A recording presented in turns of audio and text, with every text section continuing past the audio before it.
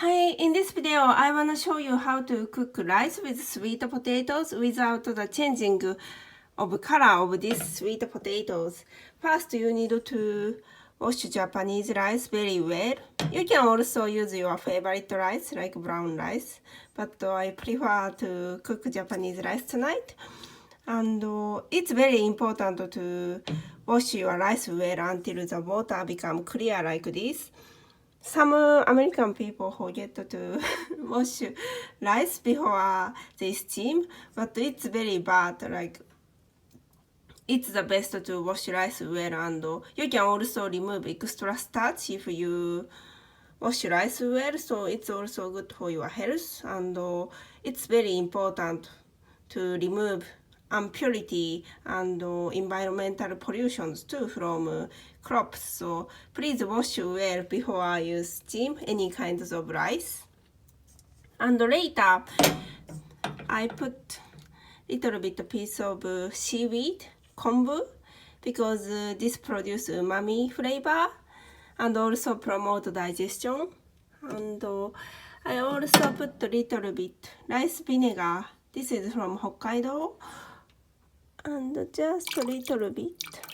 And the vinegar will evaporate well, so you don't you can't smell vinegar at all after you steam the rice. So don't worry.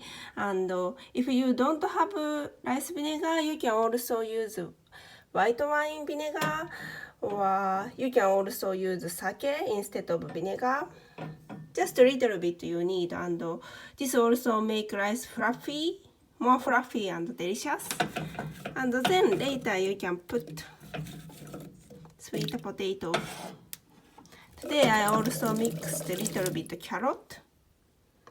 Maybe you can't recognize which is carrot. This is carrot and this is sweet potato, and I mixed. You can also put a little bit green peas, edamame or something if you wanna add green color of, if you wanna add green colors to this rice. Today I wanna just simply steam sweet potato takikomi gohan. And when you use little bit vinegar, the potato's color will not change.